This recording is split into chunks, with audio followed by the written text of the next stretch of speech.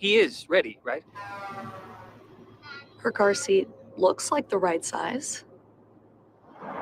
There are probably rules on when to move up to a booster seat, aren't there? Rear facing, forward facing? I think I have it right. Car crashes are a leading killer of children 1 to 13.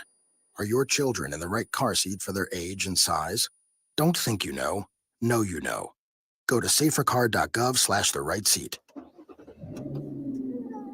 I know my child's in the right car seat, or else I wouldn't get in the driver's seat.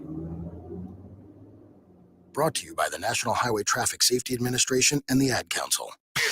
It's the Worldwide Sports Radio Network. Little roller up along first, behind the bag. It gets through Buckner. Here comes Knight, and the Mets win it. See you in Pittsburgh. Can't wait. You believe in miracles? Yes!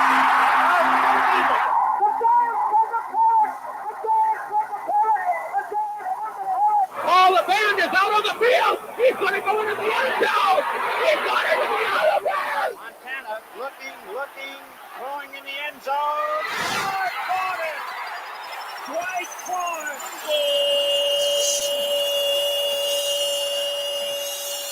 You're tuned into Game On with Josh Silverberg and Eric Bowe. Game on! Talking all things sports. It's Game on! Yeah, game on! Game On, right here on the Worldwide Sports Radio Network. All right.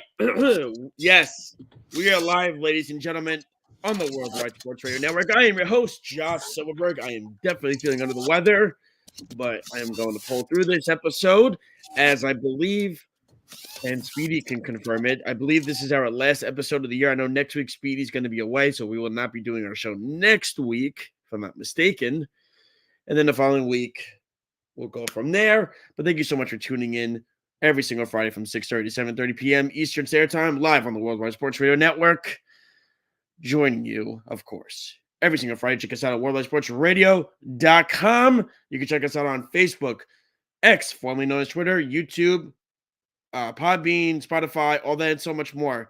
My co-host, Eric Bowe, he had a family emergency to take care of tonight, so he is unfortunately not with us. We do have a special co-host. It is not Errol this week. Errol filled in last week, but we have a special co-host. You can come on in now if you know how to do it. Let's see if he can figure this out. He's got to unmute himself. Hey, Snug's about to have a heart attack. Snug's about to go. I'm seeing these comments. Thank you. Yes. I just want to thank the thousands and thousands of fans who have been writing in Nelson, of course, to the Worldwide Sports Network demanding my appearance. Thank you, everybody who cares. Thank you. Relax. Yes, my father, my pops, Nelson Silverberg, joining us tonight for this wonderful episode. He's wearing a Kodai Senga Japan World Baseball Classic jersey that he has on. So good for him. He doesn't buy, so and everything like that. See, Snug's commenting on Mom. It's weird, but he hasn't said anything about Dad coming on yet. Oh, there he goes. Okay. There he is. Yes, there goes Snug. But we have a great show for you lined up. We're going to do our picks at around 7 o'clock. As you can hear, me very raspy, just trying to get through the episode. But I'm glad my dad is here because he does a lot of talking as well. So this will be a lot of fun. So our picks will be at 7 o'clock. Errol did a great job representing Eric last week, going 0-3 in his picks. So good job to Errol. So hopefully my dad can help that record for Eric as he will be representing that. This week, we're going to get into Giannis Antetokounmpo and the whole basketball situation. Was he right for storming the Pacers locker room for the game ball? We'll get into that. What's his friend? Yamamoto. You know what I mean? So, never mind. So we are going to have a show next Friday. Beautiful. So there will be a show next Friday. So Eric and I will be able to do the show next Friday, which is great. Yamamoto, we will get into him a little bit, get into that whole situation. Where's he going? Is it the Yankees? Is it the Mets? Is it the Dodgers? Is he worth it? Carlos Baerga threw out a 9-year, $304 million contract offer from the Yankees yesterday. We'll see if that comes into fruition. That and so much more. But get into the big news that came around the sports world this past week. Shohei Ohtani signs a $700 million. How many years was it? Is it 10? 10 years, $700 million contract where starting in 2034, the deferral money gets to $68 million. Until then, he gets $2 million a season. And basically, my dad saw the whole. My dad didn't want Ohtani on the Mets in the first place, especially for that kind of contract. Nobody did.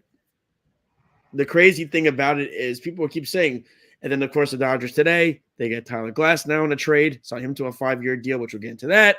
They're talking to Josh Hader. They're in on the Yamamoto sweepstakes. So the Dodgers are trying to make basically a brunt in this offseason and try to put their stamp on being the best team in the offseason. We know how that works out for teams, a la us here in New York with the Mets. The offseason, you may win the headlines, but you don't win the championships. It's got to be done on the field.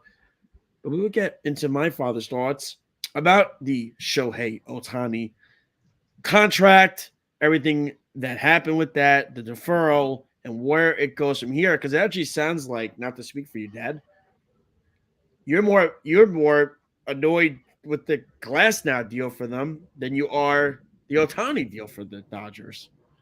Yeah, I think they got taken on the Glasnow deal. I think Tampa is just a very sharp team, and you don't mess with them when you start trading. And they got, I think they gave up a pretty solid pitcher in the deal. And they need pitchers desperately. Obviously, they lost Urias, and I can't remember the other ones they lost in the offseason. Bauer. And they lost the year before. So basically, they got to fill a rotation. But at Glasnow, signing him for 5 years. First of all, the trade was I really think Tampa got the better of the deal in that they got a pitcher that might even pitch more innings next year than Glasnow. It was contingent on Glasnow signing the extension. That was a big thing, which we all knew. Yeah, and now, right. Once you make a trade like this, all of a sudden the player gets all the leverage. And that's the issue. It's like with Lindor, and not to talk about whether the Lindor trade was good or bad, but the fact is once you make a trade like this and you give up talent for a player that's on a 1-year deal, the team that receives that player almost always tries to sign that player for a long-term contract after the trade, which gives that player a lot of leverage in the negotiations. Now, I will say, I think that, and I understand what you're saying with the Lindor deal, and Speedy can chime in too. He's a Met fan. And again, this is not biased or anything like that. I think the difference is Lindor has been multiple All-Star Gold Glove winner. Has been to a World Series, was younger, stayed healthy every single season, everyday player. Glasnow has never had a healthy season. I think he's had maybe one season where he pitched over 20 starts. He's never been to an All-Star team. It's very odd. That was a very weird thing. I know Evan, my brother, was texting in our chat today, and Evan was like, "It's a great deal. It's a great." And I said to Evan, I said, "But wait," and I remember you said it, and then I backed you up when I said, "Hold on, you're saying Glasnow is a great pitcher. Glasnow has never even made an All-Star team, and he's only pitched in his 5 years, I believe, only pitched 20 starts one time, which is not ideal." Yeah, and the interesting thing, and I brought up, if you look at last year, which he pitched 120 innings last year, which was a lot for him, but if you look at his last 5 or 6 starts of last year, he did not pitch well. And a team that looks to go to the playoffs, which means there's going to be like 4, 5, 6 extra starts after the regular season, I just don't think it bodes well for a team that's looking to really advance in the postseason to get a pitcher that just doesn't have the durability to go the distance. Well, I think what's interesting too is that you basically, so Glasnow, he's locked up, but you look at that free agency market next year, which is Corbin Burns, Shane Bieber, Max Fried, Verlander, Freddie Peralta, Dylan Cease, Scherzer, don't forget Scherzer's a free agent. Zach Wheeler, Walker Buehler. I mean, all these guys are going to be free. You know, Garrett Cole can opt out. These are all guys that are going to be free agents next season.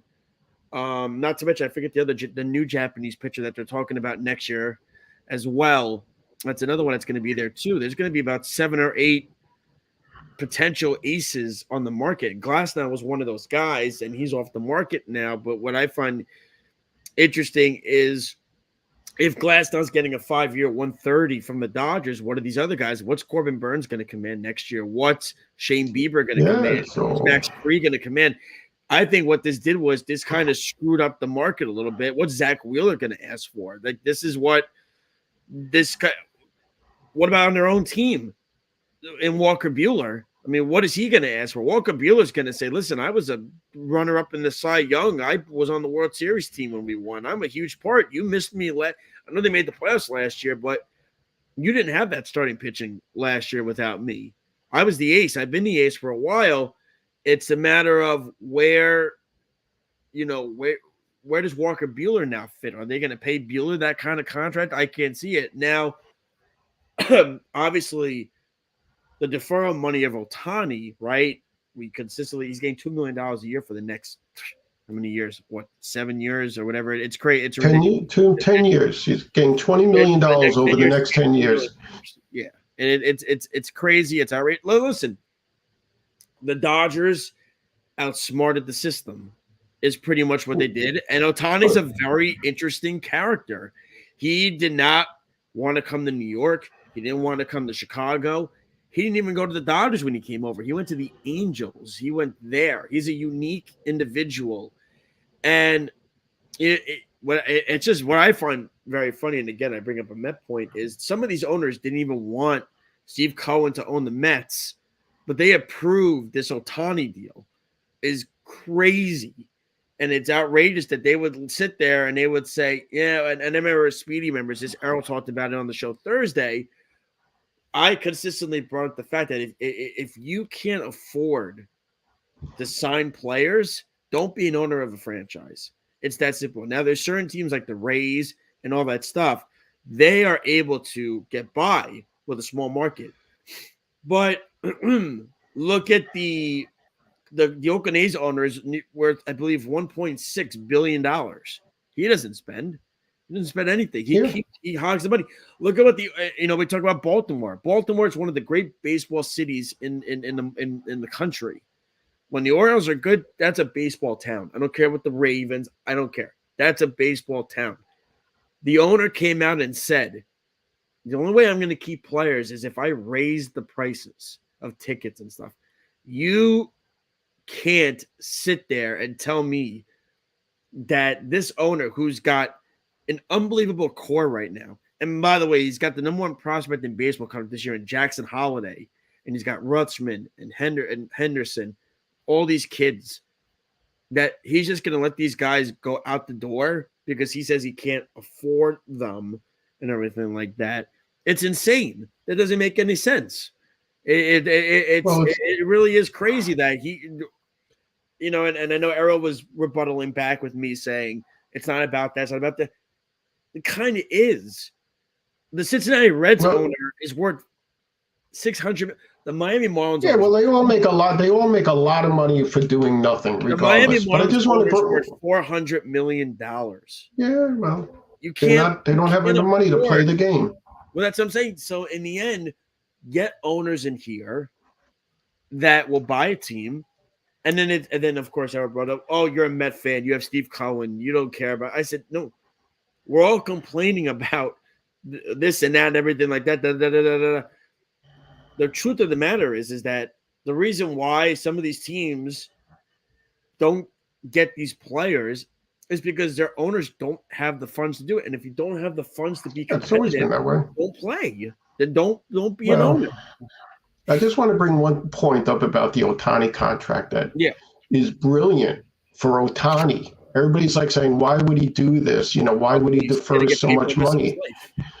No, the brilliant part of it is California is one of the highest tax states in the country. If he got paid his full salary every year for 10 years, he'd have to give up 40% of it to the state of California. Now, because he's going to get paid the bulk of the money after he retires. He can move to Japan. He could get all that deferred money when he's living outside this country. He will have to pay no tax. I knew about the tax He thing, will but I pay didn't think no about that. tax on all that deferred money. So it's pretty sharp on both ends of it. The one thing about Ohtani that doesn't thrill me is, let's face it, he's been on the California Rangers for 6 years. They never had a winning record. He's a really good pitcher, but he's not a pitcher right now. Now he's a really good DH, and I just don't see the value in a DH, especially when you gave up a JD Martinez, who's not as good as Ohtani, but the margins are a lot closer than people think. It's not like they had Vogel back before, and now they have Ohtani. They had a pretty good DH, and now they got Ohtani. So I'm not quite sure. Well, you also have to remember, too, they let Corey Seager and Trey Turner both out the door because they were planning on getting Ohtani for this moment. So they let all these guys walk out the door. And I was Speedy remembers when we did the show together with Sports Loudmouths. I was very much against the Dodgers letting Corey Seager go at the time. I was in the minority where I said I thought Seager was a better player than Turner, because the problem with Turner is when he's older, he's going to lose his big asset that he has, which is his speed. That's why the contract for the Phillies isn't ideal with Trey Turner. You saw what Corey Seager did for the Dodgers when they won the World Series. You saw what Corey Seager did for the Texas Rangers when they won the World Series. Clutch, playoff performer, consistently. Always do that. That's the big thing. And I understand what Snug is saying. Ohtani puts butts in the seats. That's fine. Nobody cares what JD Martinez. They draw 3 million. They draw 3 million of fans a year right now in LA. I mean, they're not going to make any money on. They don't make any money on the jersey sales. Just as a point, all jersey sales go into a pool that's split amongst all the teams. That is true. So a lot of that merchandise, a lot of that merchandise money will not go to the Dodgers. And maybe it's the I don't know if they own I guess it's the TV revenue money. It'll help them with TV revenue money because the viewership will go up a lot and they'll do a lot better on advertising. But well, in Japan alone, they're going to crush it in Japan now. I mean, what was it? It was last year. Everybody was watching Met games because of Senga, and that's now past the win. Now everybody's going to watch Dodger games now because of Ohtani, and he's in LA, and nobody. And now you're going to see where Yamamoto goes and everything like that. But we'll get into Yamamoto now. It's everything of that nature. So Yoshinobu Yamamoto, he's met with a bunch of teams.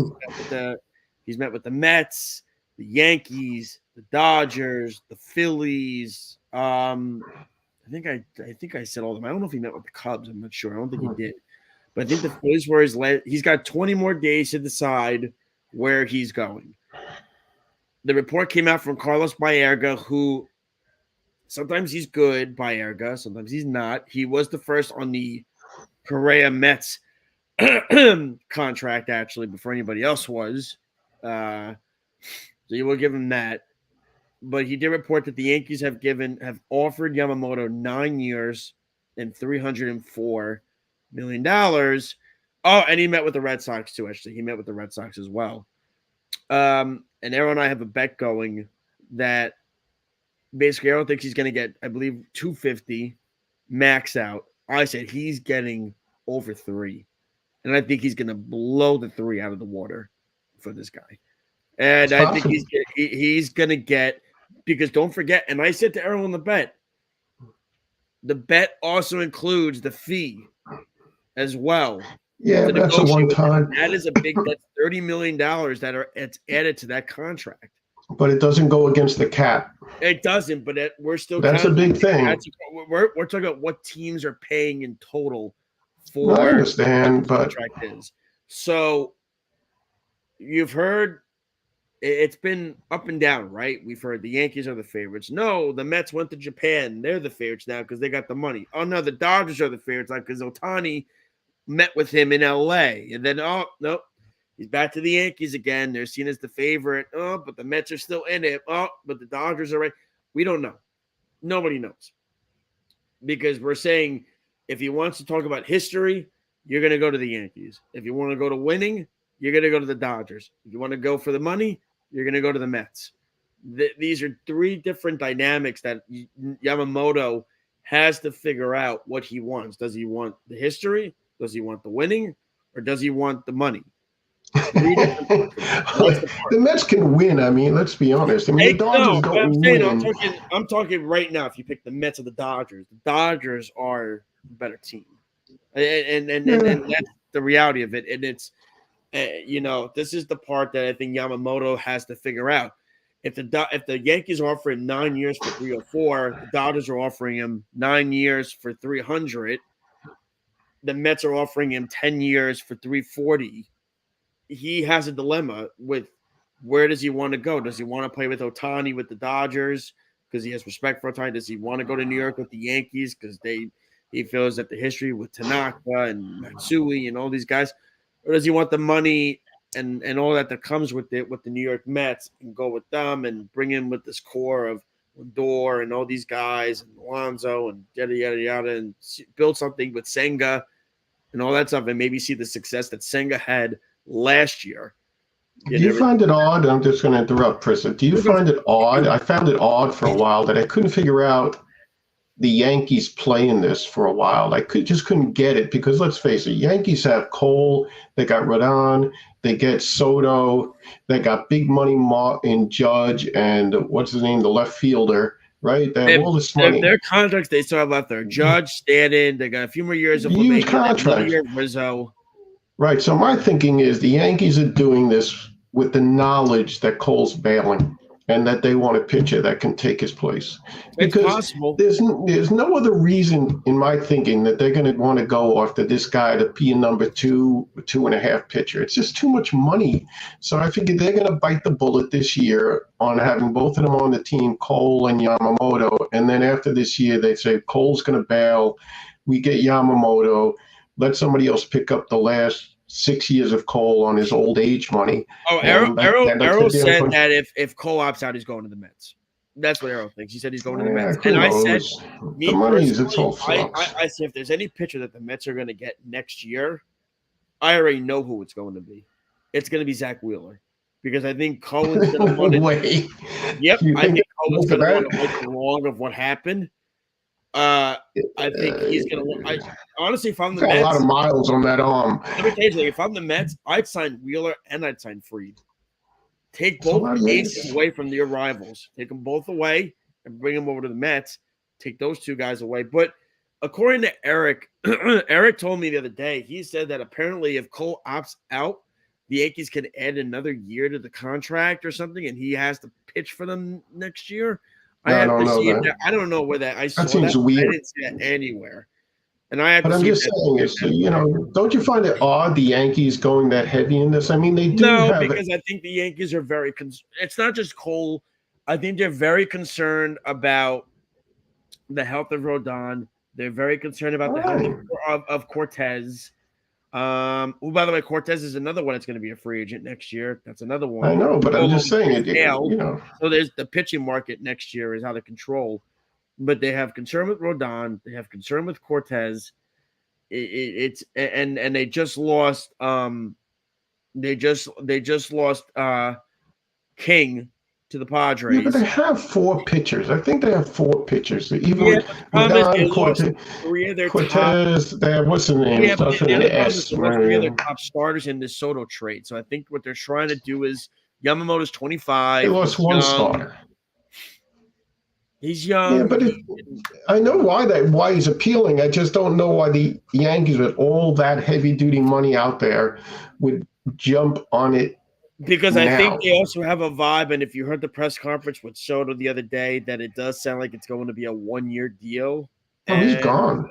And he's going to be gone. The way he was talking. Yeah, he's gone. I mean, he said it. I mean, he said, I'm going to enjoy this time for the time being, sharing the outfit with Judge. You can go off the Ohtani contract with the Yankees, and he said, "You know who to talk to, and that's my agent." And I said, "Well, I guess we know where he's." It's funny. The Mets are going to have the same thing with Alonso. I know. Boris says, "I'm all ears. I'm all ears with Alonso." Don't forget, Scott Boras had a 5-year, $125 million contract offered to Michael Conforto, and Boris turned it down because he wanted Conforto to be free agency. He screwed A-Rod out of millions when he left the Yankees because he wanted to see, and A-Rod had to fire him during it just to go back to the Yankees because Boris screwed A-Rod with that contract, the next contract with the Yankees. So it's a matter of you have to figure out Boris. It's going to be the same thing with a lot.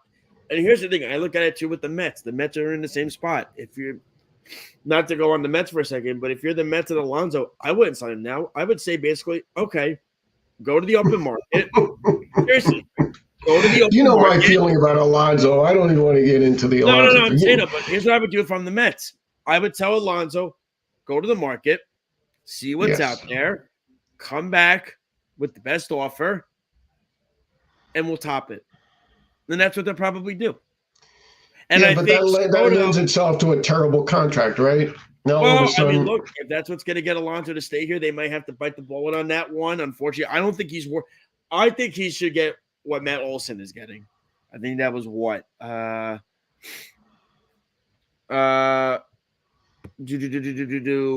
believe. I got to see what was it. 180. It was like 5 years. Yeah, 170. 175. That ain't happening. Alonso wants near 300. Yeah, he wants to be like Judge, but he wants Judge money. He's not Judge. That's the thing. He's not Aaron Judge. That's something that he needs to understand. And I think Boris is putting it in his head. And look, the Mets did it with Brandon Nimmo. They told Brandon Nimmo, "Nah, we're not going to resign you now. Blah blah blah. Go to the market, see what's out there." And then the Mets topped the offer, and the team that I was pissed off about that was the Blue Jays, because the Blue Jays traded Teoscar Hernandez because they thought they were getting Nimmo. Nimmo wound up signing back with the Mets, and the Blues had to pivot to Kevin Kiermaier for that one. But I digress on that. In regards to Yamamoto, going back to it, I think he's going to the Dodgers. I think he's going to want to take the winning culture of that aspect into it. I think he's going to want to – I don't believe the whole Japan players don't want to play with each other nonsense. That's a crock of Nobody knows anything. It's just all silly talk, and it's literally like paid all over the place. Let me tell you something. What if the Phillies offer him a great contract? What if the Phillies offer him a 10-year, $350? They might do it. They're crazy. That's right. Look at all the terrible contracts they have right now with Turner and Schwarber and all the Castellanos. Schwarber's a great contract. Schwarber's. Would you take Schwarber? Schwarber's like $70 million contract. Yeah, but how far behind is Schwarber from Alonso? Even though Schwarber had a terrible batting average, but it's just a flat out power hitting player. It's like, and Snug, I understand what you're saying about the Cal. I was agreeing that I think that's one of the reasons he is going to go to the Dodgers is because that's where a lot of the Japanese players go to Seattle. It's closer to Japan, travel wise, everything of that nature. But I think what's important is those that say that they don't want to play with each other, the Japanese ball players, it's a load of you know what. It's not true. Ohtani did this deferral for a reason. He did it to basically put the Dodgers in a good luxury tax situation, but he also did it for the Dodgers in the sense of we're going to be able to now spend what we can. They got Glass now. They get Yamamoto. You now have a top 3 rotation of Buehler, Yamamoto, Glass now. And you could plug the other guys that they had last year. Plus, if you want to bring Kershaw back on a cheap deal, you could do that and all that and everything of that nature and so on and so forth. So yeah, I mean, I'm just saying, I think it was beneficial for everybody involved in the party. It was beneficial for Ohtani because, like I said, he could get the money outside of the California taxes. Of course. And it was beneficial to the Dodgers because they get to hold on to their money for 10 years before they have to pay him. But it just goes to show between the Dodgers and the Mets and to the Yankees, the one thing this all shows is that if you don't develop pitching within your minor league system, you cannot develop a staff with free agency. It's getting way too expensive. It's just too expensive. I mean, when Glasnow, what would you call Glasnow? 4 or 3.5? I would say 3. A 3. So that's 25 million, 28 million for a 3. You know what I mean? So you're going to get 40 million for a 1, 32 million for a 2. I mean, if you know what I mean? That's $100 million a year, and you only got 3 starters. A lot of people put Aaron Nola as a 2, so I would say you could even put, and I think Nola's the most overrated pitcher in baseball. If you want to put Glasnow in the category with Nola, and even Snell, then basically what you then have pitch enough innings, but he doesn't pitch enough to get there in the 2 category. But I don't think guys like Snell and Nola and Glasnow are 2s. But they are what they are. They're 3s. And that's what, they're 2s on their best day. On their best day, they're 2s. You know, yes. In the best years, they're 2s and 1s, but they don't have best years that often. Yes. And that's it. So yeah, I agree.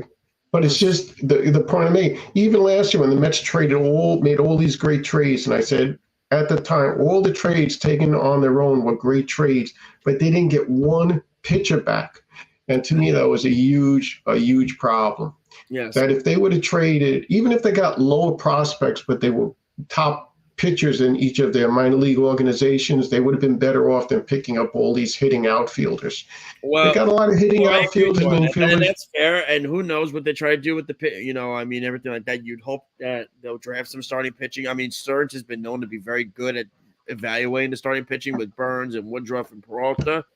He did find those 3 guys, so that kind of helps, and everything like that.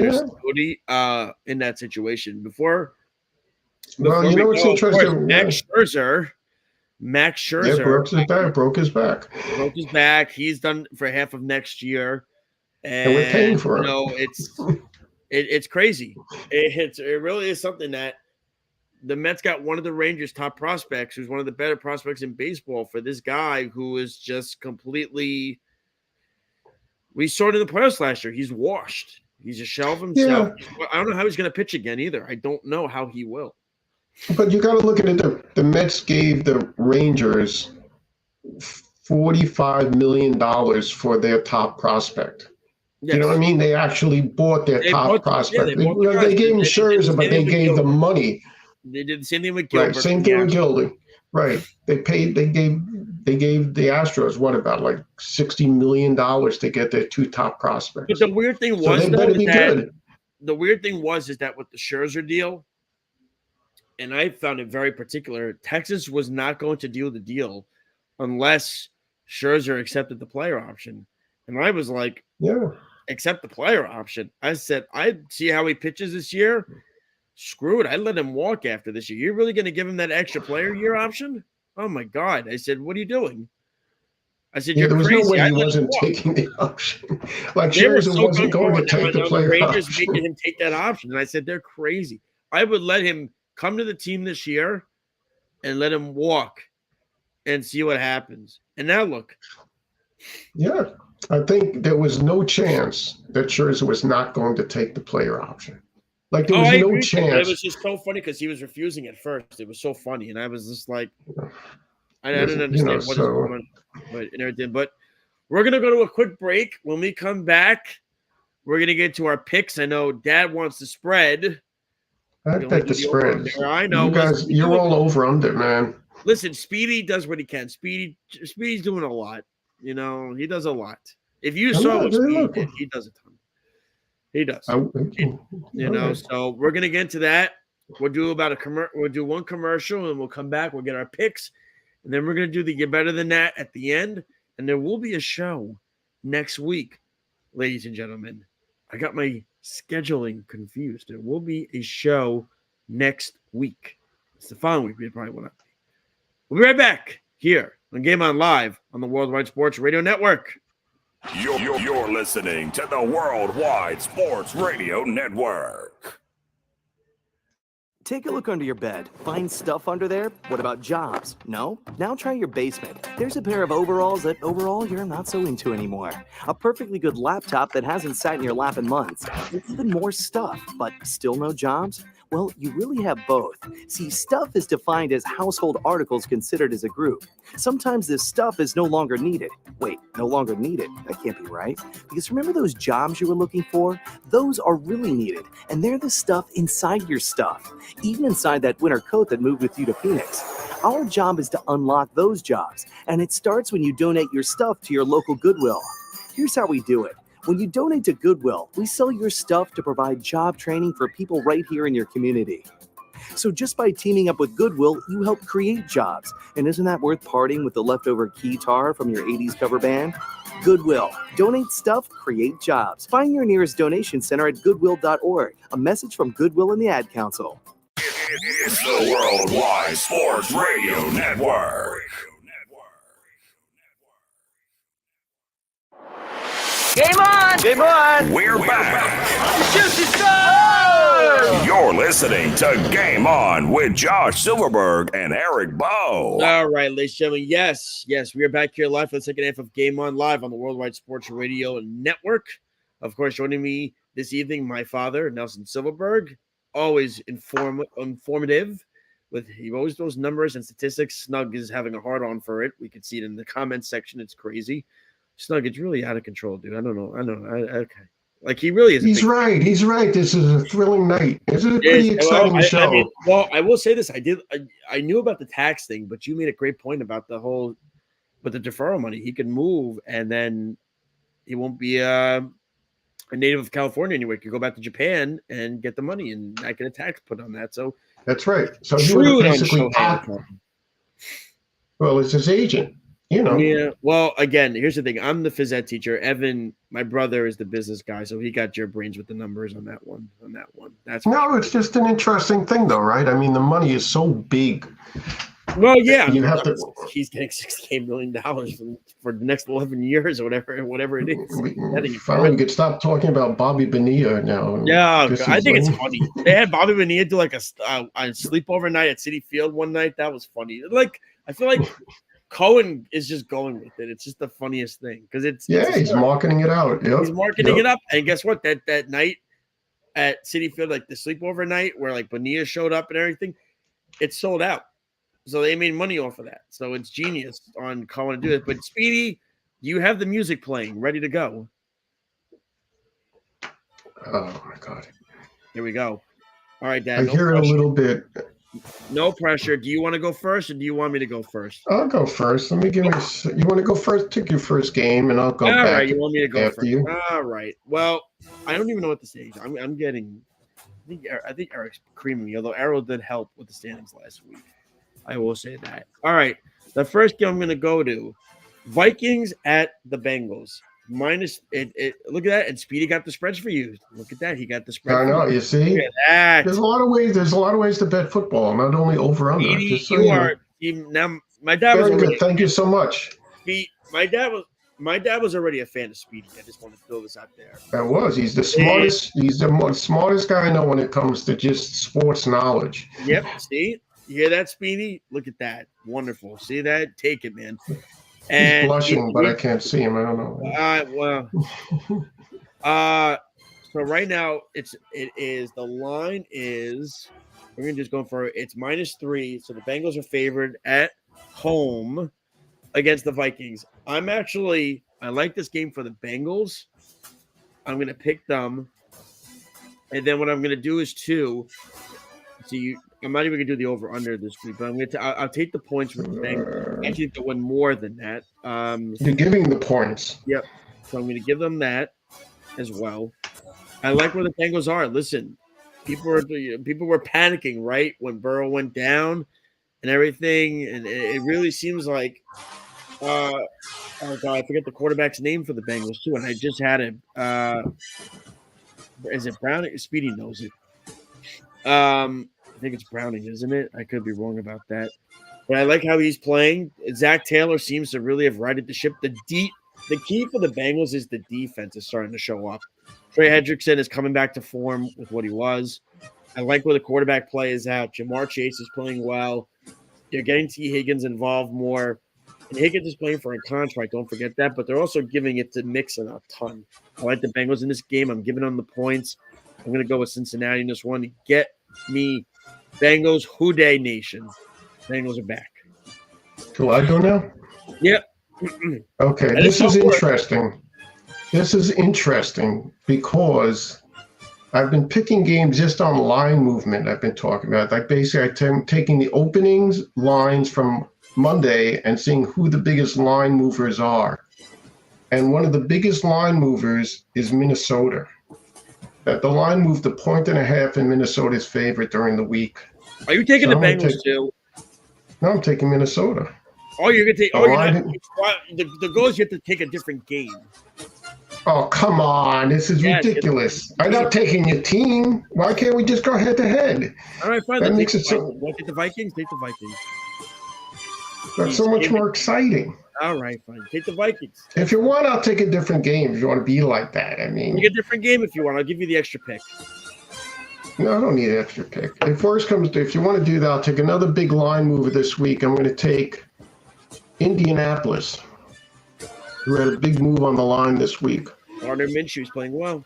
He's playing well. Yeah. Let me see. What do you have for the line? I'm trying to find it because that wasn't one. 2.5. 2.5? That's a 2.5 lot. So I'm going to take Indianapolis. Pittsburgh's a I'll mess. take Indianapolis plus 2.5. But mind you, I did like Minnesota, and you made me do that. But okay. That's okay. Well, here's the thing. The problem is Pittsburgh's a mess right now. There's no captain steering the ship at the quarterback position. Mike Tomlin is a good coach. I don't care what anybody says. He's a good coach. He has a winning record. He's a good coach. What do you want him to do? He has nothing to work with. He's doing the best he can with the junk that he has at the quarterback position. Najee Harris has been a disappointment since they drafted him out of Alabama. It really has not worked. But the issue that I'm having with Tomlin this year, it seems odd. A lot of the Steelers players are quitting on plays. When you look at the game, they're quitting on plays. Like the receivers are quitting on plays. Yeah, I think it's a function of bad quarterback play. Well, I understand that, but it's a matter of the issue is that usually he keeps everybody engaged, no matter what. And you look at the receivers for Pittsburgh; they're not there right now. But I also like how they're not a good team. Gardner Minshew's They're not a good team. Yeah, no, Gardner Minshew's playing very well. I give them that. So, my next game. I'm not doing the Jets Dolphins. I got screwed last week by the Jets when I picked Houston. The Jets were the biggest line mover of the week, just so you know. 3.5. Yeah, but it moved up. It moved back up a little bit. Yep. Because it went up to 8.5. I think it's 9.5 now. Yep. Yeah. It's 9 now. No, it's 9 now.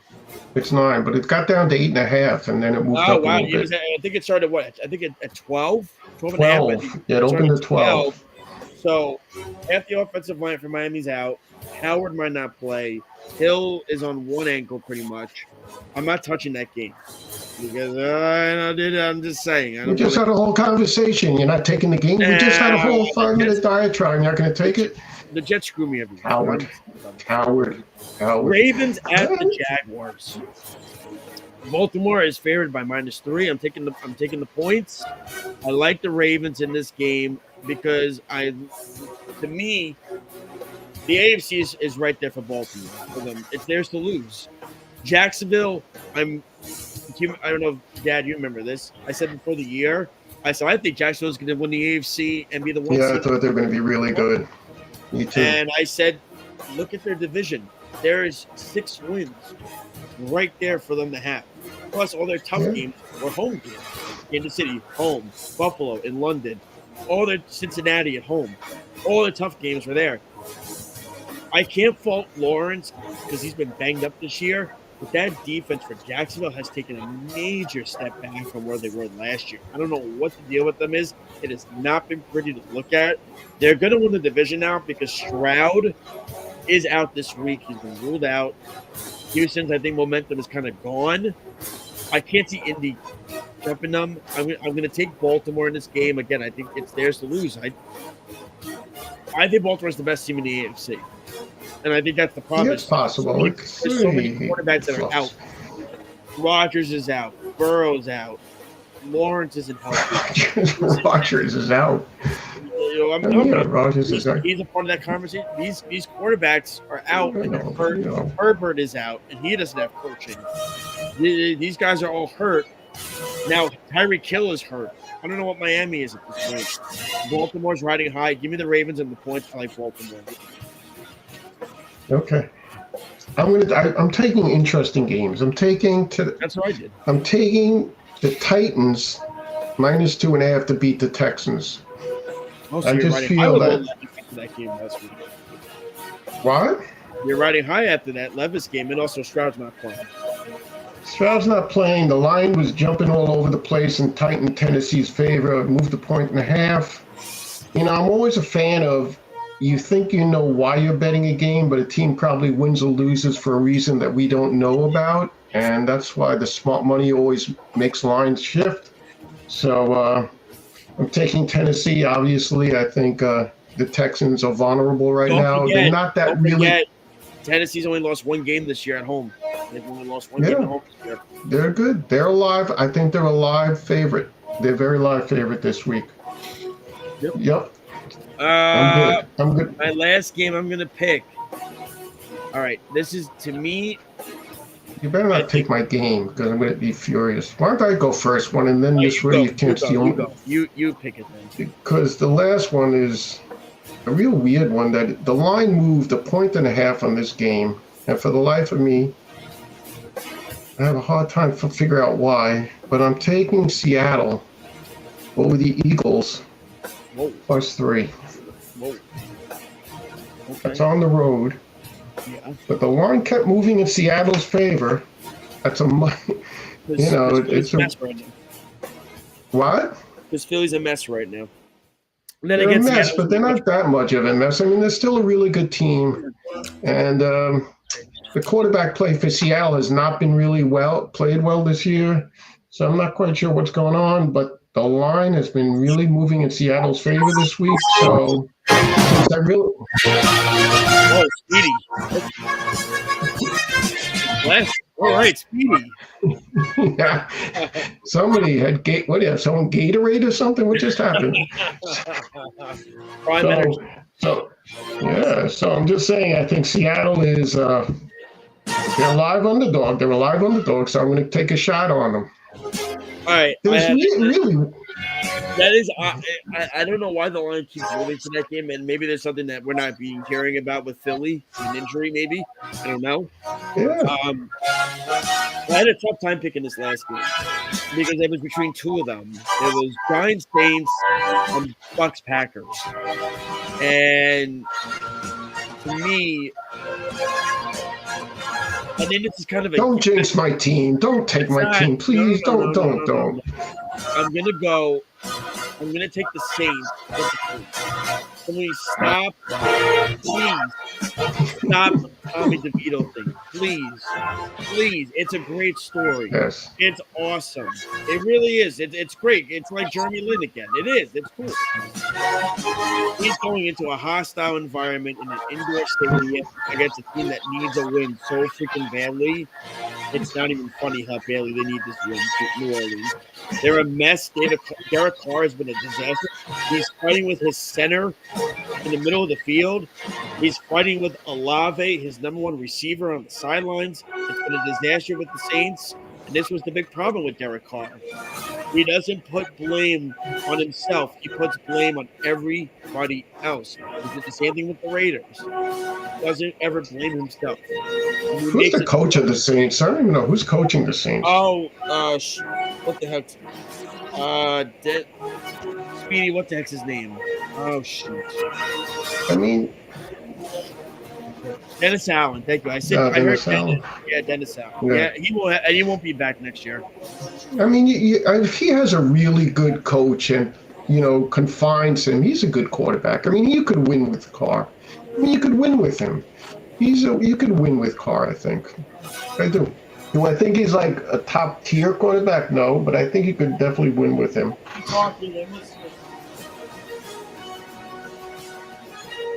What just happened? I don't know. Is Josh pulling off stunts here? What's going on? The green screen has never seen before. Do you want me to start singing songs now? What's going on, I'm sure Snug Josh? would love that. You might want to consider it. Somebody wanted to enter the room. Oh. Oh, I know Who's that guy. That All right. Papa? Hey. Yeah, Papa. Hi. He wanted to enter the room. That's awesome. So Caleb's picking 3 games this week too. I like it. He'll do better. Do you want to pick 3 games? Look You how want to pick clean 3 he games? is. Yes or no? Oh man. Well, like I said, he was like knocking on the door. He's going, Dad. And I'm like, am I going to Melissa? I go, just let him in. Okay. You should do you're better than that segment. That's what you should do. You want to do the you're better than that? Yeah. You want to do that? Okay. Okay. We'll do it after. All right.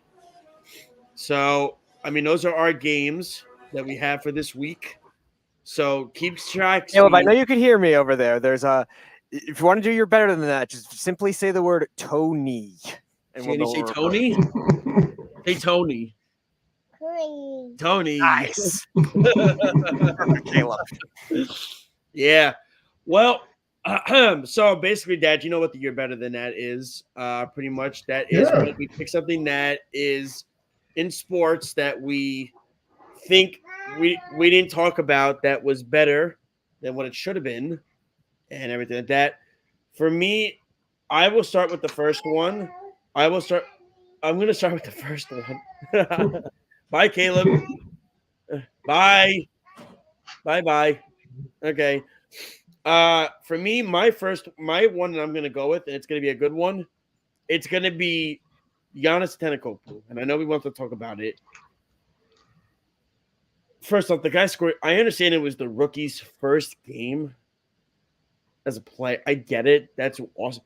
Dude, the guy scored 64 points. Oh, no. You got to give him the ball. Give him the ball. And it's also kind of weird, though, that they tried to, sneak it out. Like, it wasn't even, legitimate. Like, they tried to sneak it out. Like, they knew they were jerking but I think what was weird was the fact that the weird thing is the fact that the rookie that played in the tournament, he played in the tournament, but they didn't count those stats to the regular season. That's the weird thing about it. That's the part that I don't understand. Is I would think that that's a bigger accomplishment in a tournament than in a regular season game. That's my take on the whole thing. But to me, and he was serious. They were trying to hold him back. Yeah. He was taking a fight with Halliburton. He broke into the Pacers locker room, and Miles Turner's like, yeah, keep the ball. Yeah, like he wanted to see a fight. And I'm just like, my guy, you're 7 feet tall. You should be in there trying to help out. Somebody's going to get killed. Yeah, it was really weird. It was a weird Giannis, thing. You've seen the body type he's got. He could kill somebody, Giannis. I know. It's a matter of it was just very odd. But again, and then he did get a ball, but then he said the ball wasn't the real ball. That's not the real ball. He said this isn't the real ball. It was whole thing and everything like that. So to me, NBA, you're better than that. Give the guy the game. Come on. Seriously. I understand it was a rookie. It's a great thing. One of the best players in your league scored 64 points. Make note. I agree. That's bad. Can I do one? What's yours? My you're better than that is this whole baseball off season has just been a disaster. I think the problem with baseball is the timing of their events. First of all, they should have the draft, the minor league draft, or the amateur draft should be done at the GM meetings, not in the middle of the baseball season. Like, they should have stuff going on after the season ends that keep your interest in the game. And the other thing they have to do is they have to have a start and end of this free agent period. It's not like any other sport. Like every other sport, like free agency ends in a burst of activity, and then after 2 weeks you start picking up, the leftovers. Baseball, this goes on to March, and even though there's all these great players available, it doesn't keep people's interest. Like, how much more Yamamoto talk do you really want to true. hear? And by the way, it's just exhausting. they're never going to have. I hate to make this. I tried to make this so clear the other day. Speedy, you know what I'm going to say. There is never going to be a salary cap in baseball. They are not going to do it. The Players Association will never agree to it. Look at the contracts these guys are still getting. They will never do it. Stop between Errol and Lyle and all these people. Stop complaining about it. It's not. But I think they could do something if at least they put a floor, give them a floor. Like every team has to have a minimal salary.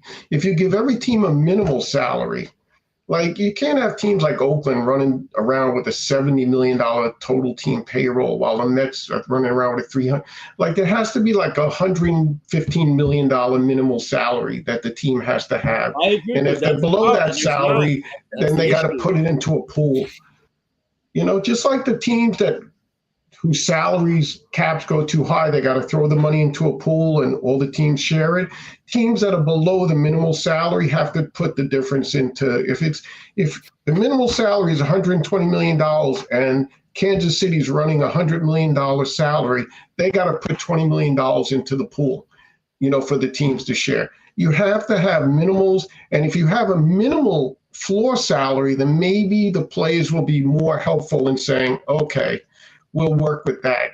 Because I think they're getting killed on these teams that are just not even participating in the sport. Like you mentioned, you talk about teams like Oakland and, you know, these teams that are just forever garbage. Pittsburgh, Cincinnati, right, exactly. You know, they're not even really participating. Yeah, they're just stealing money, basically. Listen, if they're not going to put money into the franchises, don't be an owner. You want to pocket the money for yourself. But here's the problem. The amount of money you're going to pocket is going to crush you with the money that you're not going to make during the season because you're putting out a crappy product out there and the fans are in the clock. You're not gaining money, you're losing money. Right. You're right. That's why the owners will never do it. But if you could get a minimal salary, a lot of these owners would have to sell. And Speedy, I'll do the last one for you, Speedy. Yes, Kadarius Toney and Patrick Mahomes. What a disaster that was. Apparently, the Chiefs feel that when they play, rules should be changed.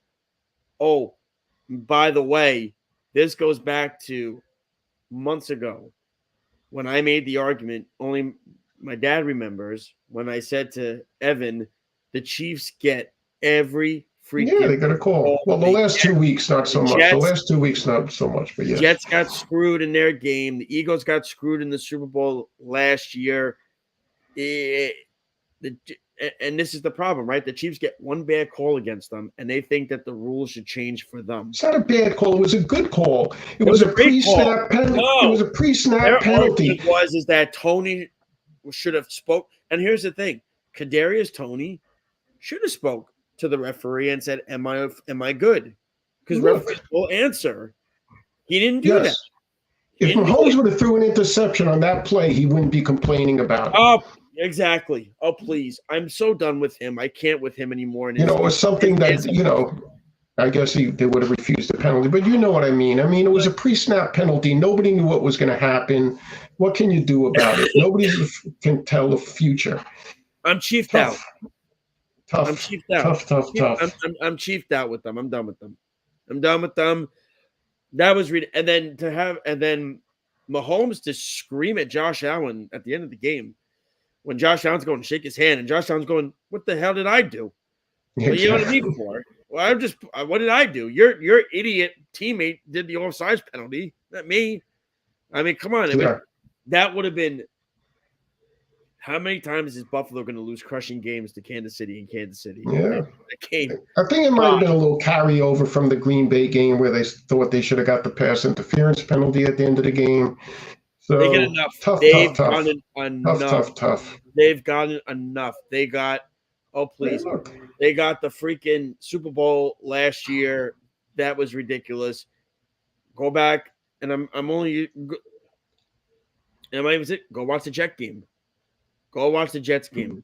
That was a clinic. Why would I want to do that? Oh, that's what I'm saying. You wouldn't want to, but I'm saying, no, watch that Sunday night game. That was a clinic on how to not officiate a football game fair and not proper. And they might even say, I mean, you can't call a pass interference when the holding call happened to play before. You can't do it. Look, the whole you know how I feel about pass interference should be a 15-yard penalty. None of this. It should have been pass interference, period. No, but I figure if you're close enough to the receiver to cause pass interference, then you should not assume that the receiver would have caught the ball. That means the guy is at least defending the receiver so close that at least he could have defended the pass. Yeah. So why is it a spot? Like, why is it a spot foul? It should be like, all right, 15-yard penalty. Like, it's killing the sport. You can't be given 40, 50-yard penalties. Well, that's the problem. That's what they need to do what the college does. 15-yard penalty. Yeah, 15 yards. Yep, that's it. Well, that's it for our show. Dad, thank you so much for filling in this week. You're welcome. I appreciate it, man. This was a lot of fun. It's great to have you on always. You know, you can always come on, be a guest anytime you want and everything like that. That's not true, awesome. but okay. All right, it was fun. Snug, thank you very much. I appreciate the love. Thank you. And Josh, it's great being on the show. Of course, and you can check us out on worldwidesportsradio.com, Facebook, X, formerly known as Twitter, YouTube. Check out all the other great shows, such as Sports Loudmouth with Speedy Petey. Check out The Wise Guys. You can check out The Herd, The Betting Show, and check out 103.9 FM, the Online News Radio Network, every single Saturday at 7 p.m. or after the Islanders play with the Weekend Crunch with Errol and Speedy as well.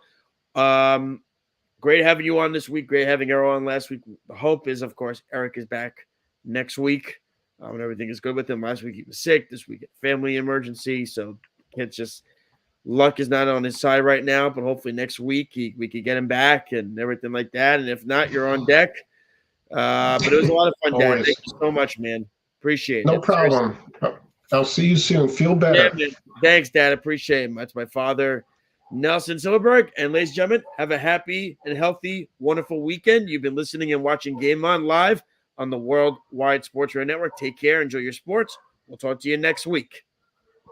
You're listening to the Worldwide Sports Radio Network. Take a look under your bed. Find stuff under there? What about jobs? No? Now try your basement. There's a pair of overalls that overall you're not so into anymore. A perfectly good laptop that hasn't sat in your lap in months. And even more